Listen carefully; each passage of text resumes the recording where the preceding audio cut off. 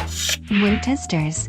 Yo, what's good guys? This is Nightwing2303 from WearTesters.com. Today we have a detailed look at the Nike LeBron 13 Elite. This colorway hasn't released yet. I do not remember the release date, at least not off the top of my head, so I apologize. However, I do think that this is the best looking colorway that I've seen of the shoe so far. But with that being said, let's go ahead and take a look at their tech specs. So in the outsole, we have the same exact setup as the regular LeBron 13, but these actually improved the cushion. I did air quotes, but you couldn't see it, by adding 2 more zoom units in the forefoot. Now, is those 2 tiny little hexagon zoom units enough to really beef up the cushion in this compared to the regular LeBron Elite? No, but people seem to think so we'll just let them run with it. The traction pattern is the same as the original LeBron 13, so I expect performance to be identical. And then we move up to a Phylon midsole with some really dope gold speckled detailing. And that, besides the gold swoosh, is just, I mean, that looks fantastic. The entire upper is made out of curum and mesh. Now this curum is a little bit different than the stuff that they used on the Jordan, what are they called? The Jordan Ultrafly. This curum is thinner than the Ultrafly's curum, but it will be just as effective. It's going to be durable, it's going to be form-fitting, it's going to be comfortable, and with all of that, it's also going to allow some airflow because underneath that is full-on mesh. Now the entire forefoot area and tongue of the shoe is nice and soft because that's all unrestricted mesh, but the heel areas are pretty hard. I think that they're maybe infused with glue or something because they're really stiff up here. And that makes sense for a player like LeBron because this is his shoe and the Ultrafly was made for more of like a guard player, and so those were super soft all the way through, but that rubber just kind of held its structural support intact. These will do the same, but they've added glue, like I said, in the collar area, so it's going to be just a more stiff ride. You can see the lion on the tongue, and I haven't seen that in quite a while, although I could have just not really paid much attention, but they used to use that a lot in the Soldier line, and it's interesting to see it on the main model.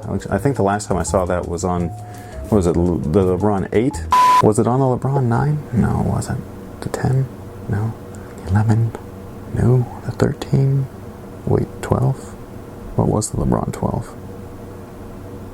Oh yeah. Nope. 13.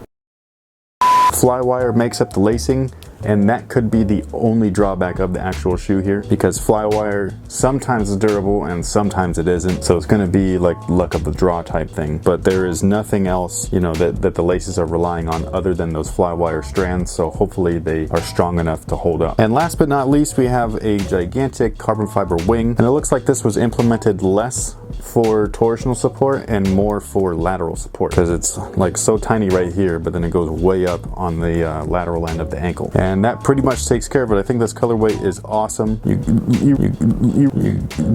You really can't go wrong with these colors, and as people had mentioned in the unboxing video, it's a White Ranger thing, and so you gotta love it. It'd be cool to see somebody customize these with a green and just leave everything else the way it is, because then you got that Green Ranger and White Ranger. Pretty sick. So thank you guys for watching. Thanks for your support. Stay tuned for an upcoming performance review. It should be pretty quick, these and the KD Elites, just because I've literally played in both of these before, and the changes done are so minor that it should be pretty quick. Although I am doing the Kobe 9, not Kobe 9, I keep calling it the Kobe 9. It looks like the Kobe 9, but the Kobe 11 mesh, the EM version. I'm still working on those, so that'll be coming up first as far as performance goes, and then I'll get to these and the KDs afterwards. So thanks again, and until next time guys, have a good one. But I'm pretty sure. That's right folks, it's the new and improved calf condom. These are only the shin though, so it's just the shin condom. Under Armour's calf condom was more like the Magnum condom, and this is just kind of the regular like one size fits all condom. And if you are too young to this stable, duh, because Boost is so highly responsive and bouncy that this stuff by itself can be an accident waiting to happen. Really curious to see how the D-Rose 7 performs, because those things are kind of like